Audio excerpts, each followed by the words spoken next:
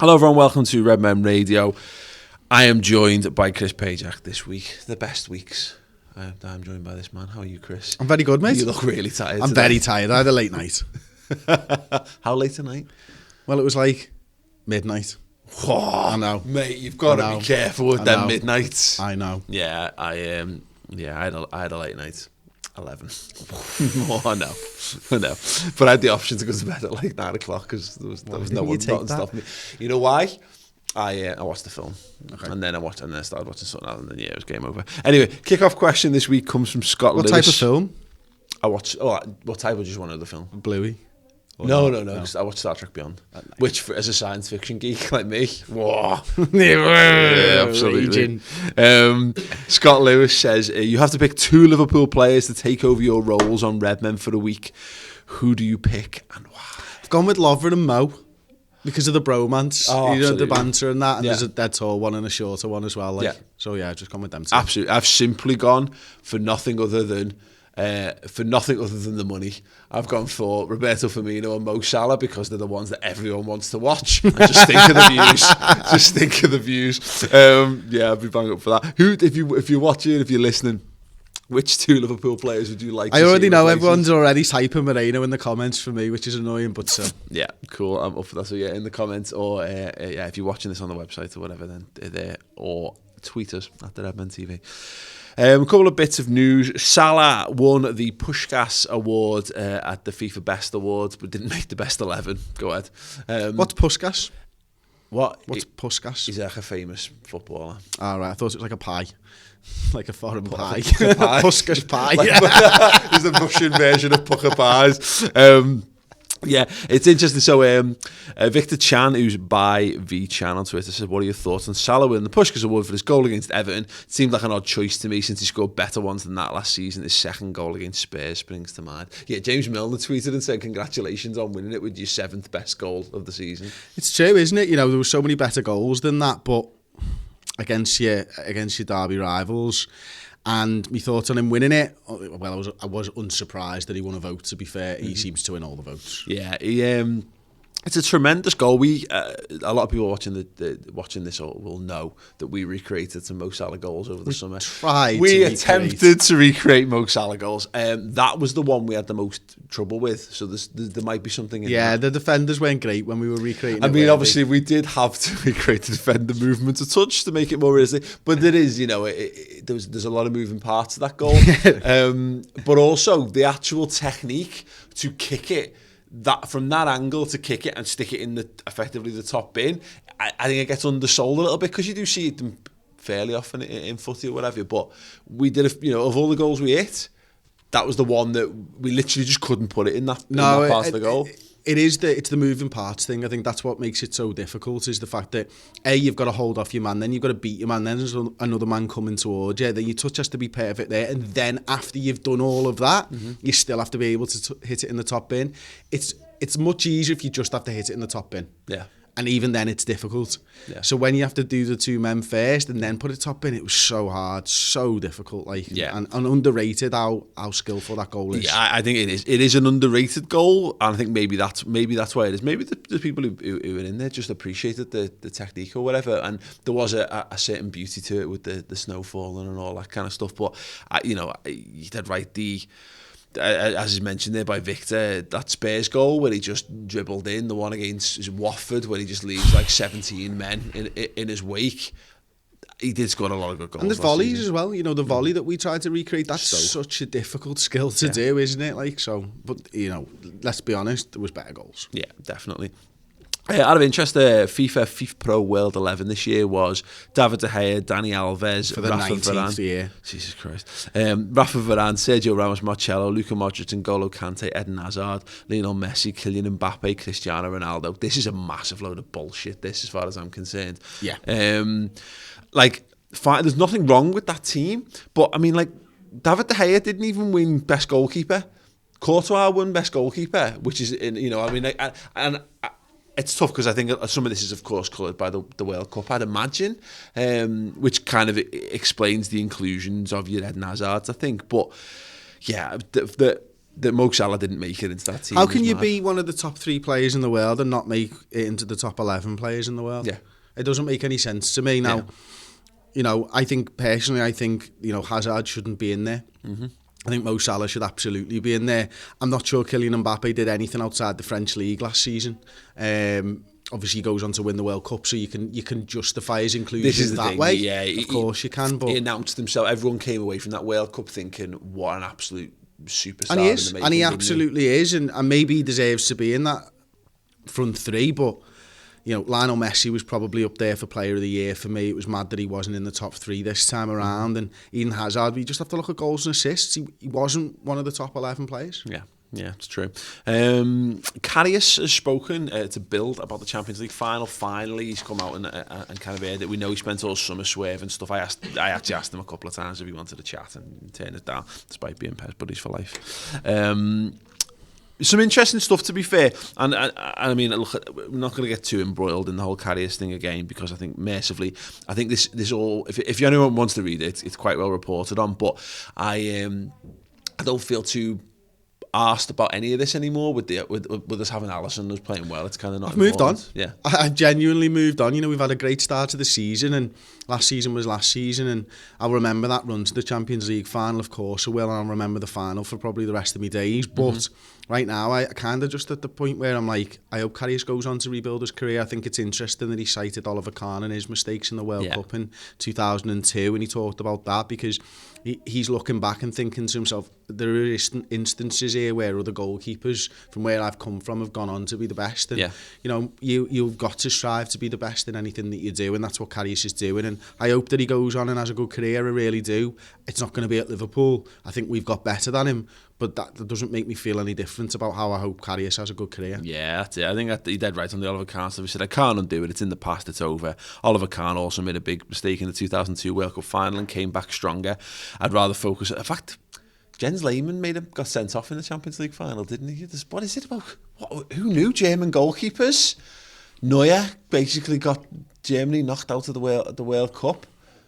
Oof, stay clear of them. Yeah, he said he wants to I want to put it behind me instead of bottling up everything. Absolutely sound. And he said, nobody told me I must leave. It was no escape from Liverpool. I still have a good relationship with the people there. Fair play. And as you say, yeah, we're at a point now where we can move on, and provided Liverpool are going on and doing good things, then it doesn't really matter, does it? No. Okay then, Chris, Southampton, we won. It was good. It was fine. I mean, we've talked a lot around this weekend.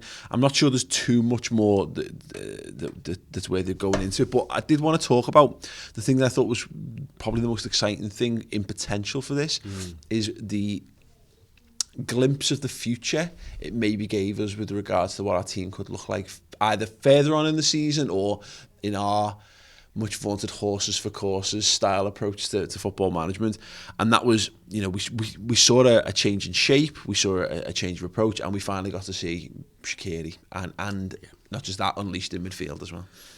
Yeah, and I think I hypothesised about this on the Stats and Tactics show this week on the website, is that had Shaqiri really ever been thought of as a midfielder for Jurgen Klopp? Did Klopp think of him as a midfielder?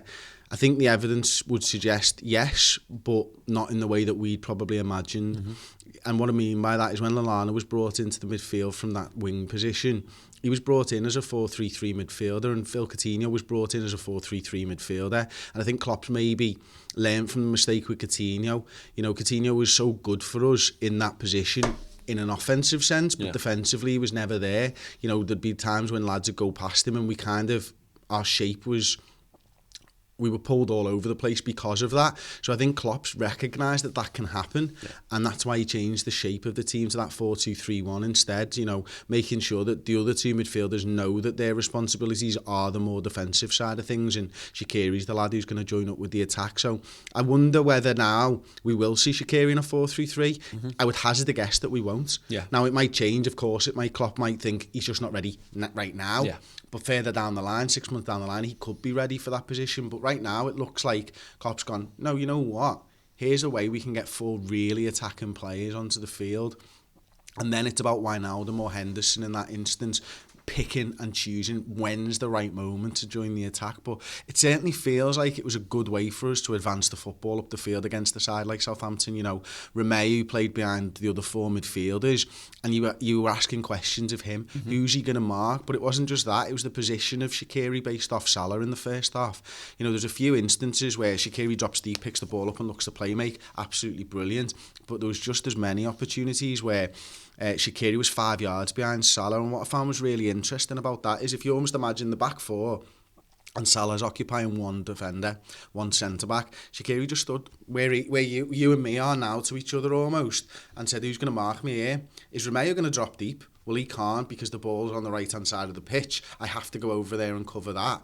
And then where's the other centre-back go? Does he come in and join us and leave space over on the backside? Well, you can't do that either. So what was happening was Shaqiri was ending up in a load of space, and then it was about making sure that he had a lane to be passed into. And I felt like that had asked questions of Southampton that they've probably never been asked before.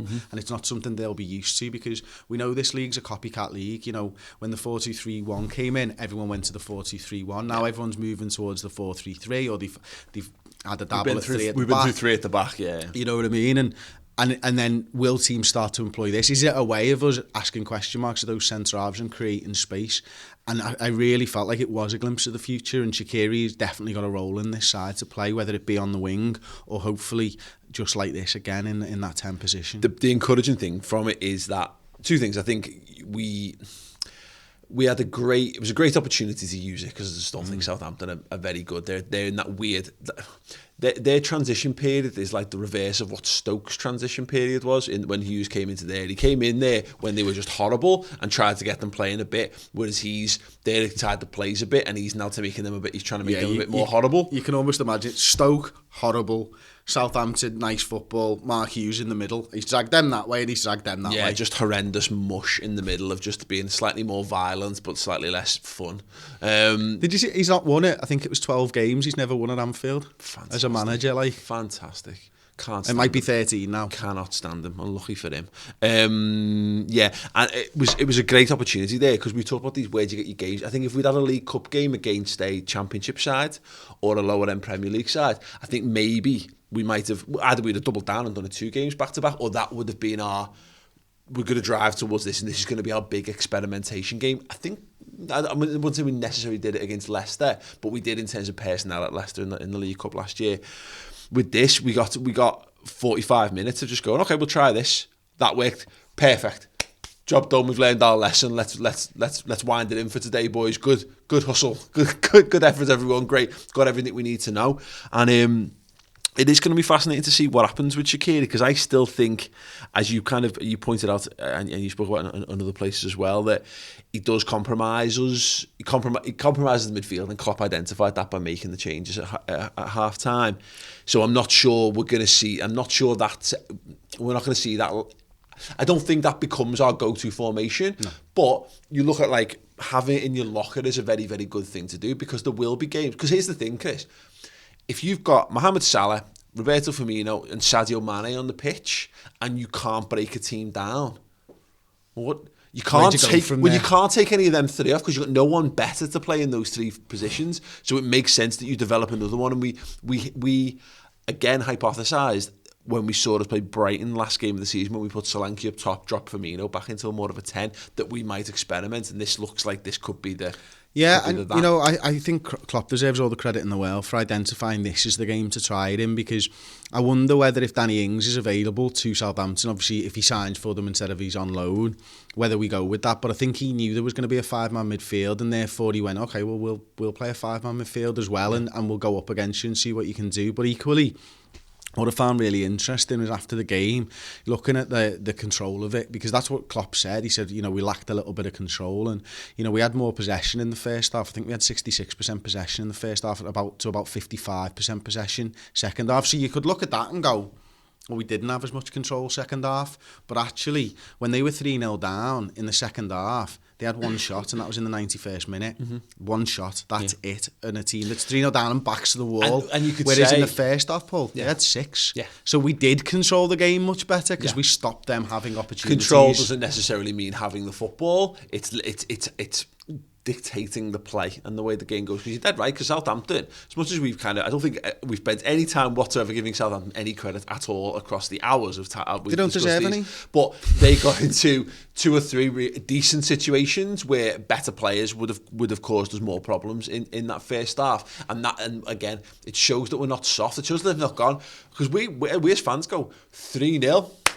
Yeah. Delightful. Great. But isn't that great that Jurgen Klopp decided that at 3-0? Because maybe a year ago, maybe 18 months ago, he doesn't, and he just carries on the way it's going. Yeah. I don't remember him making a systematic change like that on 45 minutes when we're 3 goals up or whatever in any game that he's ever managed for us.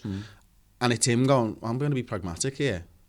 I'm going to make the changes. This is absolutely fine. And the thing is, it's not like we went to put an extra defender on and we did whatever. We just went back to the team that's made us unbeaten pretty much, and the way in which we've played, the team that with the way we played last season, the way we played at the start of this season, and just went, okay, well, great. As I say, it was like that.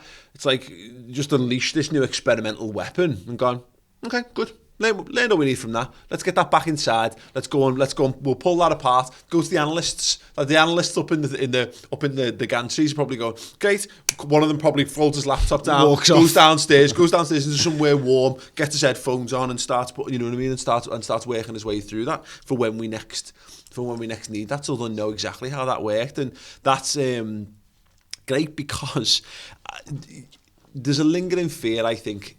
And there's a lot of lingering fears, and here's another one of them, that we've seen it happen a few times in recent years, where it happened at the early days under Klopp, it happened under Brendan Rodgers, it happens when it goes wrong for managers, that you get figured out. I think it's a lot harder to figure us out because we've just got world-class players. You can't really figure out world-class players. If our players are better than your players, eventually it'll start to come good. But it's nice to know that there are other things being worked on, so that if we do hit that wall, and like Mourinho rocks up again and shows the world how to nullify us again, we go, okay, have a go with this, Jose, and see how you handle it. And if we then break that down. And that's the thing, isn't it? I mean, even, obviously, the team sheet comes out an hour before. Mark Hughes has probably sat there thinking, well, Shaqiri's not started for Liverpool, so I've got no idea where he's going.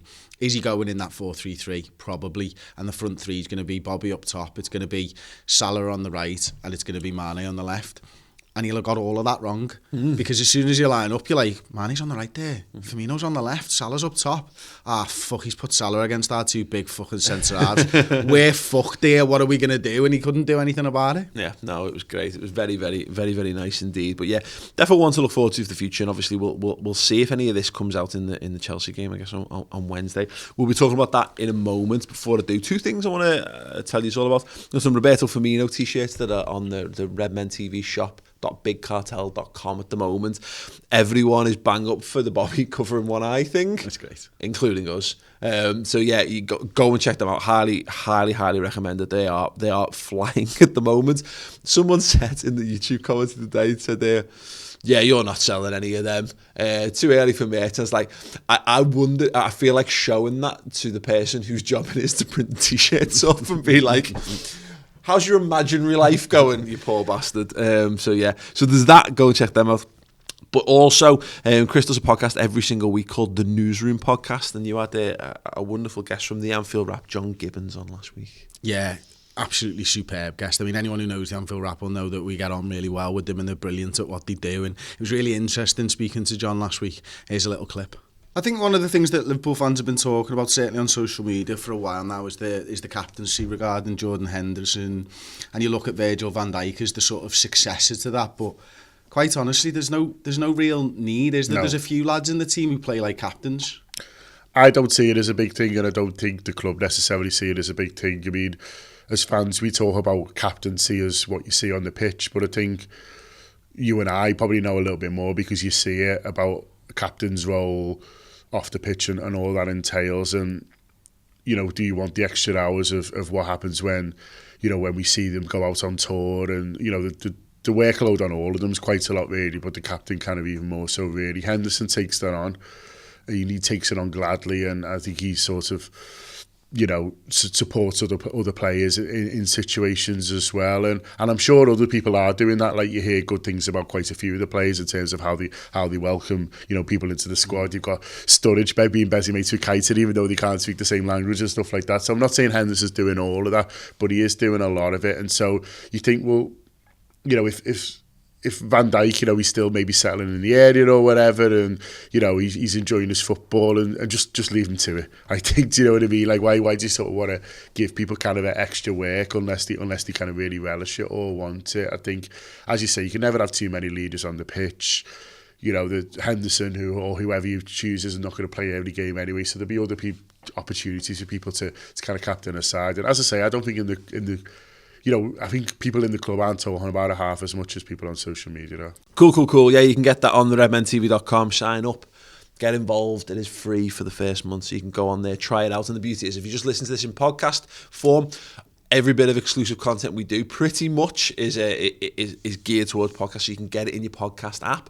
So if you're ever wondering, like, oh, well, I don't really have time to sit down and watch the videos, I tend to do a lot of Meet Liverpool, you know, content on the commute, you can do that. You can use your logins, you can get it into your podcast app, like the Podcast Addicts, Stitcher, etc. Exactly. iTunes being the biggie.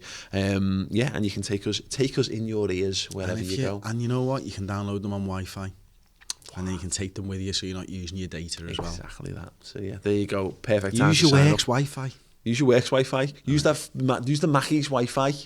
Does anyone use them BT open zones? I mean, I get asked about them every time I walk into a building. Like, once on an old phone, I once tried to log into one, and then subsequently, every time I then walked past one, it took me through the process of logging into one, which I never did, and it was an absolute nightmare, because it basically was just going to be internet going, do you want to log into here? And I said, no, I want to carry walking on. past. Yeah, exactly. I am commuting. Leave me alone. Yeah, but if you have, let us know in the comments below. Chelsea, twice in a week coming up, Chris. We'll start with the League Cup.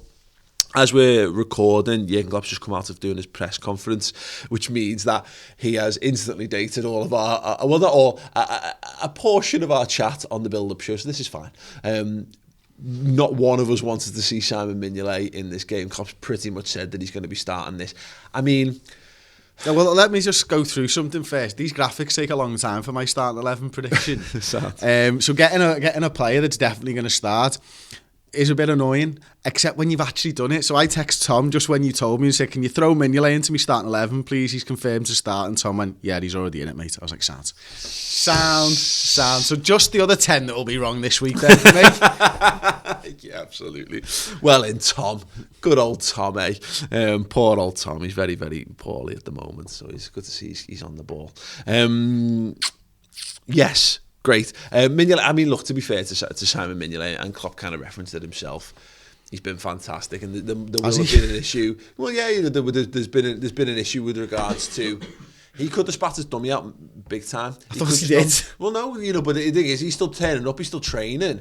If he was good, he's being paid. No, but I'd expect him to. Well, no, exactly. But the point is, you can turn up and train. Daniel Sturridge has been turning up and training for 3 years, and it's been referenced. You were told that he's been turning up, he's been putting the bib on, but he's not been putting a shift in.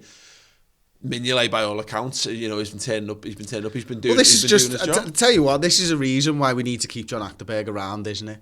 You know, he's clearly the best goalkeeper coach in world football if he's managed to keep Simon Mignolet's eye on the ball, Paul. Well, there you go. I mean, to be fair, it's up to Simon Mignolet to keep his physical eye on the ball. That would make a good improvement on a number of goalkeeping situations we've had over the years. But no, the thing is, look, Simon all Mignolet, credit to John Achterberg, Paul, in this one, mate. Simon Mignolet is a very good goalkeeper, yeah.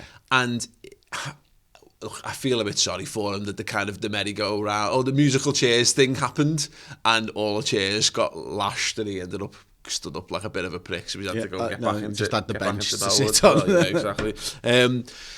If we still had Karius, I'd be bang up for Karius playing in this cup competition. He's the backup senior goalkeeper for two things. We owe him a little bit because we have kind of screwed him over a little bit with the way we've handled the goalkeeper things. So no, look, fair enough. It does lean in for me further into the notion that we discussed on the build-up show that I don't think Jurgen really wants to win this game. Yeah, it's an interesting one, isn't it? Because, you know, we made our views on this. I certainly made my views on this very clear, and I wouldn't go for the Carabao Cup this season. But there's a lot of people who disagree with me, and they're absolutely right to. You know, they can disagree with me. And funnily enough, I was just doing an opposition preview with Rory from Chelsea Fans Channel, and his viewpoint is it's silverware, and I get that. Like I really do. Like it's just that I can't force myself to feel any better about this competition. I can see that if you put it down in black and white, the reasons why you would want silverware. Of course I would want silverware if I was getting there. But it's like you can't tell me what woman to fall in love with. It's just the way that I feel about this competition, and I'm not changing my viewpoint on it. I'm not in love with the fucking League Cup. I mean, it's just a shit competition. I do think that things need to be changed. I actually think that I'd probably want Liverpool to go for this if it wasn't a two-legged semi-final. If you just change that, and at the timing of the year, the timing of the season when these games come along, it just doesn't work for me. Yeah, there's a really interesting show just gone out on. It'll be going out on Ball Street on Tuesday, which is again the day of film. I've just done this with Ped and Statman Dave about solutions to making the League Cup a bit better, and that's one that comes up. I look again, same as yourself. I'm not a massive fan. I do have a bit of romance with it. It was the first cup final that I went to off my own back. I didn't go with my dad. I literally got a coach on me Todd, and went in and I had a great time in 2001, and so it does hold a special place in that regard. But I can't disassociate myself from all the other things, and I think we're blinded a little bit by this quest for silverware. I get it, and I think if I was 18 and I'd not seen Liverpool win, anything but that cup in the last 10 years, then I get it. But also, because I have seen us win plenty of silverware in my lifetime, it means I'm not as desperate for it, and I can understand. I think more around the pitfalls that go with it inevitably, because it's too hard to disassociate it. The fact of the matter is, the League Cup, no matter which way you slice it, is only a B trophy, and it's the kind of thing that can turn a really, really good season into an excellent season, but it in isolation is not enough. Now I look at Kenny Dalglish's season, his last season in charge of Liverpool. We won the League Cup. If we'd won the FA Cup, then you can go, there's a cup double, and that's an historic season for Liverpool, and that was fine. But as it was, we fell off a cliff after that League Cup. I think we lost to Arsenal just after it, and then our league form never recovered. Our top four challenge never really emerged, and then we put everything in, having to then go and win the FA Cup at the end, because we didn't care about the League Cup by that point. It was good, it was fun, but you can't celebrate it. You can't really open top bus it. You only really open top bus the League Cup again if you win another trophy and you throw them together on one bus at the end. So I think Liverpool do need to win silverware, and if you could tell me that we can win the League Cup and it will not have a detrimental impact on the league or the Champions League or even the FA Cup, yeah, absolutely. I'm taking that all day long. And I think back for me personally, and again, I don't want to try and hammer my opinions onto anybody, because as I say, if you want silverware and you want the League Cup, then fair enough. I feel like the pitfalls outweigh the trophy itself. I suppose it's not a particularly good looking trophy either. 3 handles is just weird. Apart from our little model one, which is sort of over there, which we've sorted out and put 2 handles on it. Snap one off. But for me, look, Liverpool's last trophy was 2012 League Cup. I remember 13-14 season, and last season much more, and we didn't win anything. So to me, it's not all about the be all and end all. Isn't the trophy at the end of the season? It's the stories and everything that makes it up. Like, you know what I mean? Is this fear from us that, again, though? Because we talk about it a lot on these shows about this fear. Are we putting too much stock into this? The fearing what might go wrong? Maybe, Paul, but the way that I'm looking at it, and someone else might say it's fear, but I don't think it is. I think it's belief in that we can do something special this season, for the sake of what is essentially a pretty rubbish competition, to put everything else on ice for that. If it means we drop 1 league place because we've had these extra games and we get one result doesn't go our way after a League Cup, or we end up in a FA Cup bloody replay because of poor form in the semi-finals, or whatever it is in that January period, and we don't win the league because of it, and I'd rather just sacrifice the competition. And there'll be people out there that disagree with me, and perfectly entitled to those, but I just can't pull myself away from it, because I truly believe Liverpool can do something spectacular this year. I mean, and for the sake of a League Cup, why sacrifice it? This is it. Like, again, I remember the treble season, and I was there for two of the three finals. It never helps that we always seem to do those games. We've done a few of those games really hard. Like Cardiff, we should have just wiped the floor with Cardiff in 2012, but it was a slog to get over there. It was penalties as well to get over past Birmingham as well in 2001. Obviously it was quite comfortable in 2003 when we beat Man United. So no one even remembers that one. We beat United in a cup final. Exactly. The forgotten cup final, the cup that everyone forgets that we won, and it was Manchester United. And we beat them really, really well, and no one remembers that we even played that game. So that's the thing about the League Cup. And I remember beating Sunderland 2-0 in the FA Cup more than the United game. Exactly. Yeah, and we were 9 at the time. So yeah, those things. I think about the treble season. I have it as a personal affinity with me. But you're dead right. I remember the FA Cup final loads more, and I was bladdered for the FA Cup final. It was our leavers ball the night before, and I was so pissed. It's ridiculous. You were more pissed, to be fair, but I was so pissed that the FA Cup had a bit, and again, the UEFA Cup final was absolutely massive. The League Cup it is silverware, but it's a trinket, and there might be people, and there will be people, of course, I've seen them in the comments from the build-up who are saying, but it is silverware, and we shouldn't be disrespecting. We should be winning silverware, and it's a very difficult situation. I get it, but I've said it already. I wouldn't like it. I just, for me, and this is just me, is that if I was in charge, and I'm not.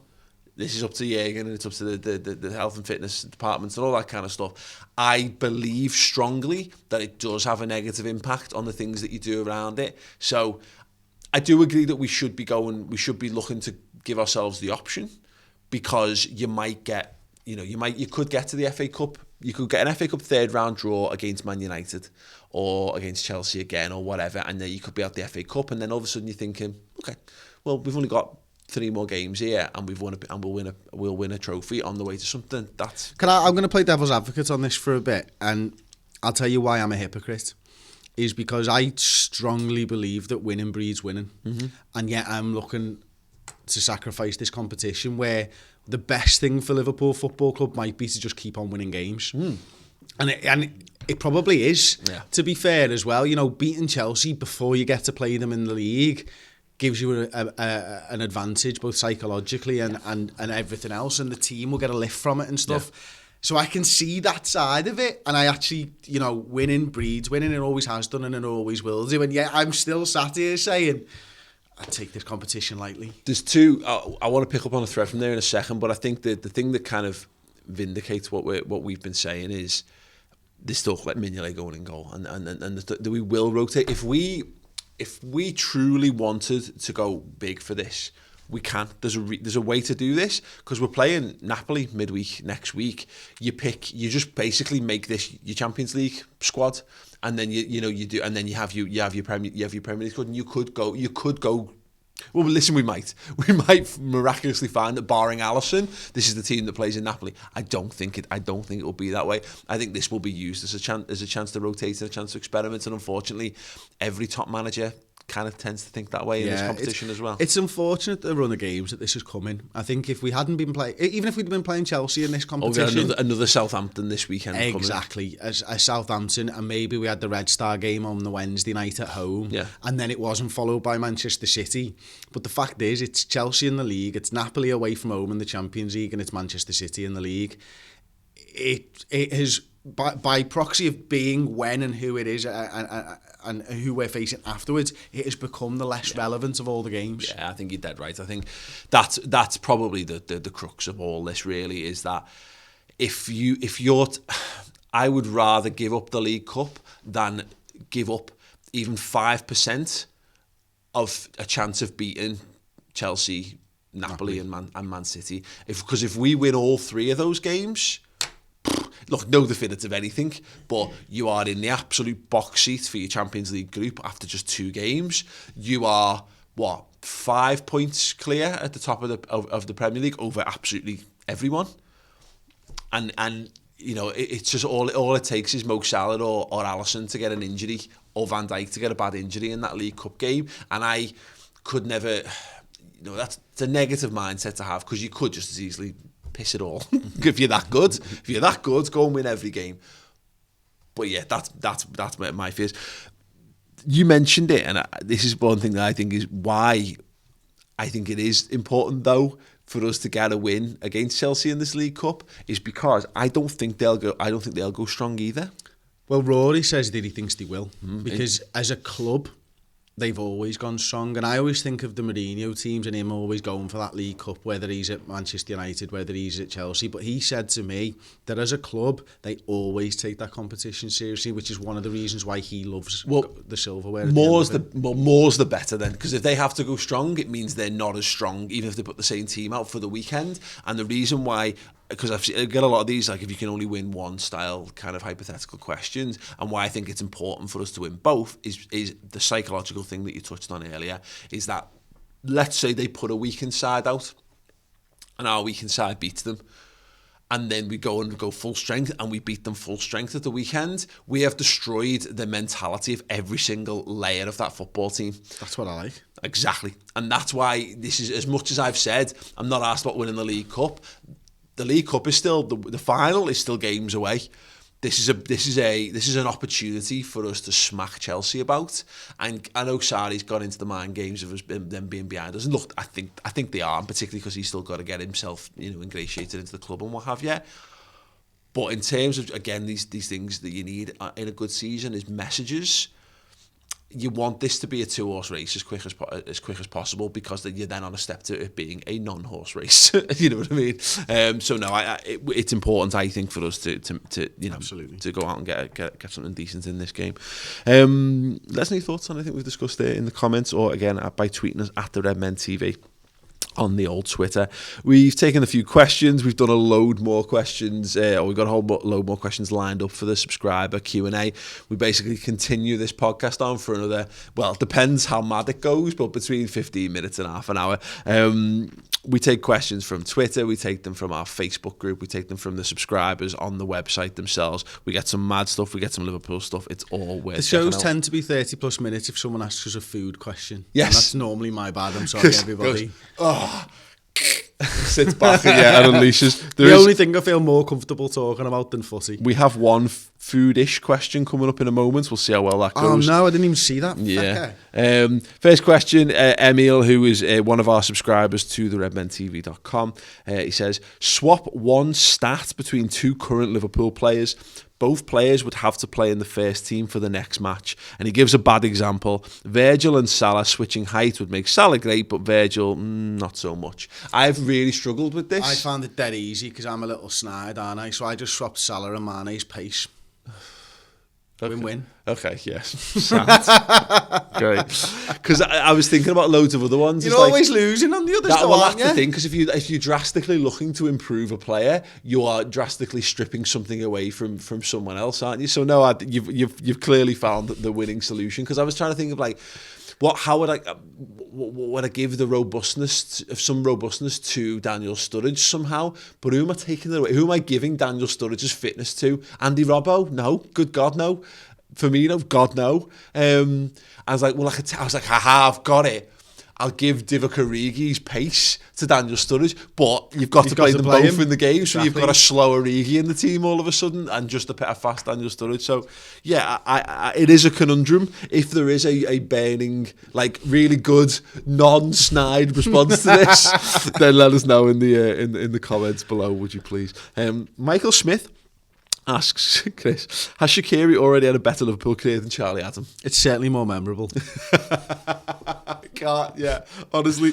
I remember Shaqiri for kicking the ball, Adam for hitting the moon with his penalty. Yeah, that's literally all I remember about his career. The standout memory of Charlie Adam being a Liverpool player is literally missing the penalty. He That's hit the the only moon. thing that comes. Yeah, exactly. It's literally the only thing that comes to my. And there will be more. And I'm sure if you've got any great Charlie Adam memories, let us know in the comments. But I can't think so. Yeah. Okay. He's certainly more liked.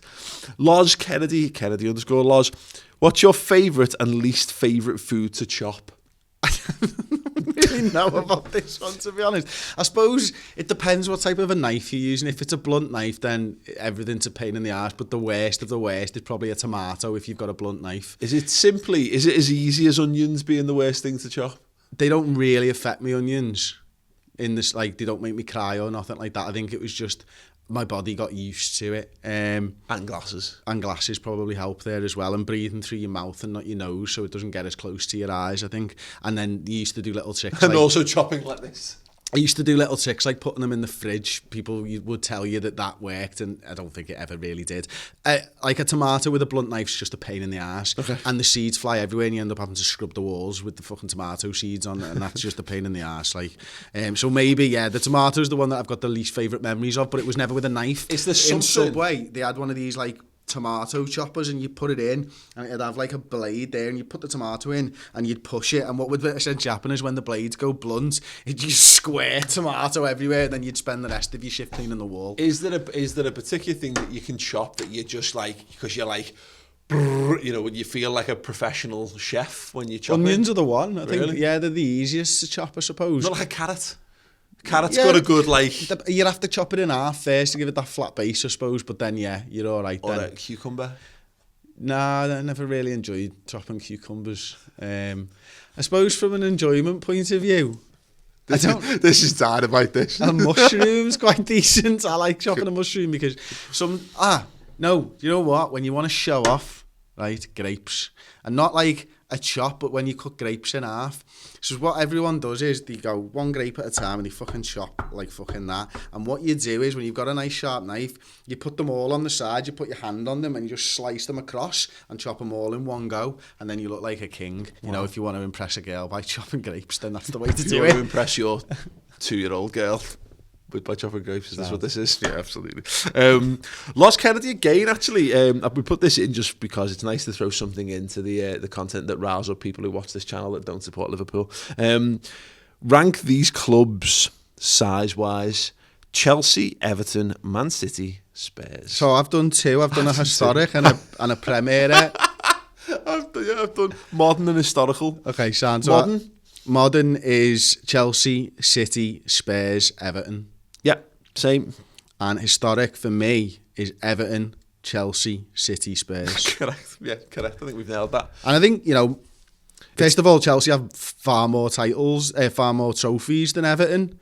They've got 22 major trophies, so Everton's 15, but I weight it towards leagues, and Everton have 9 leagues, and Chelsea only have 6. There you go. Yeah, no, I think historically, I think it's worth pointing out that, yeah, Everton were a very good team. You all right? Si, would you agree with that? I was just wondering what you'd have as a total. What? All in? Yeah. Chelsea, Everton, City, Spurs, maybe. So you're saying, yeah, okay, that's fine. Yeah, yeah. I think Everton have been crap for a very long time, haven't they? But then again, what have Spurs done? Yeah, but listen, when we start saying that Everton's titles came years and years ago, Paul, you're getting into murky waters. You know what I mean? So you've got to rank them pretty high, but... Yeah, the Spurs thing, because, like, yeah, Spurs have been okay, haven't they? They've only won 2 leagues in about 100 plus years. But, like, even in the spell of which Everton have been genuinely crap, because Everton haven't won a trophy since 1995. Yeah, Since 1995. They haven't won a trophy. Since 1995. What if Spurs? I don't know. I genuinely won a League Cup. I remember them winning a League Cup. Was it like? Have they won an FA Cup something in that time? They won it in '91. They used to win it when the year ended in 1, and then 2001 happened, and they never. Did they win anything in 2011 either? Listen, I'm not up on Spurs. I genuinely got no idea. Brilliant. Right, if you want to continue with the podcast, you can do. It's going to be the subscriber Q&A. It's going to be over on the website, and the questions are as follows. Charles Frost asked us to make a team of 11 each, but each player's name has to begin with each letter of both your names, which was nails. Really absolutely nails. We put more research into that than we've ever done a video on the whole of Redmen. Tom Michael asked, would you rather sweat mayonnaise or wake up each morning covered in hot sauce? Kieran K.A. wants us to talk about how Brexit's going to impact football transfers. Wow. Inflammatory. Loki Doki wants us to talk about football manager plans. Kieran McHugh, if we could only learn one magic spell. Kiz, you'll never walk alone. Oh, yeah. If you could... Oh, right, this is the why one. you're tuning in, lad. This is the one. If you would like to know what Chris and I are going to pick for this, if you had to become an inanimate object for a year, what object would you choose to be and why? You will never guess my answer. That has to go behind the paywall. I'm just Can't saying. put that out on Cannot YouTube. put that out on YouTube. Kelvin Dunker, who's the best free transfer? McAllister or Milner? And Pepperpot D. Would you rather have to wear football boots every day for every occasion for a year, or a United shirt for the Sebe instead? Get over to the redmentv.com. Sign up. Because clearly this is the stuff. This is the good stuff. This will be the 10th, I think, subscriber Q&A we've done. They are an absolute belter. And again, there is some actual proper football analysis on the website as well. Chris does stats and tactics. We do the final word 60 minutes after every single show. There's Man of the Match podcast. There's the Newsroom podcast. The Liverpool Women's podcast. There's loads. We've got every angle of Liverpool FC covered, and you can have it too by subscribing to the redmentv.com. Free for the first month, £5 thereafter, and we shall see you over there. Walk on.